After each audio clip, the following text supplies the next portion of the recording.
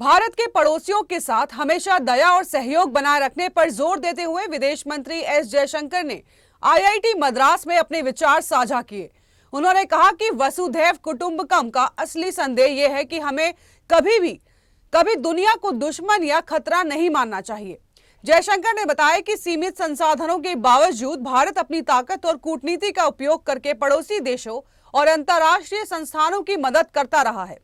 उन्होंने बांग्लादेश दौरे का जिक्र करते हुए कहा है कि अच्छे पड़ोसियों के लिए हमेशा दया और सहयोग का भाव रखना चाहिए। भारत ने वैक्सीन और अन्य सहायता भेजकर श्रीलंका, यूक्रेन और पड़ोसी देशों का सहयोग किया। वहीं उन्होंने बुरे पड़ोसियों और आतंक के खिलाफ खुद को सुरक्षित रखने के अधिकार की भी पुष्टि की। जयशंकर ने कहा है कि लंबी लड़ाई कोई भी देश अकेले नहीं झेल सकता और इसीलिए कूटनीति और सहयोग सबसे मजबूत हथियार है। उन्होंने ये भी स्पष्ट किया है कि भारत अपने पड़ोसियों के साथ संतुलित और जिम्मेदार नीति अपनाता है। विदेश मंत्री ने अपने भाषण में बताया है कि भारत अपनी विदेश नीति में प्रतिस्पर्धा और शक्ति का सही इस्तेमाल कर रहा है। पड़ोसी देशों के साथ अच्छे संबंध बनाए रखना केवल दया का सवाल नहीं बल्कि राष्ट्रीय हितों का भी सवाल है।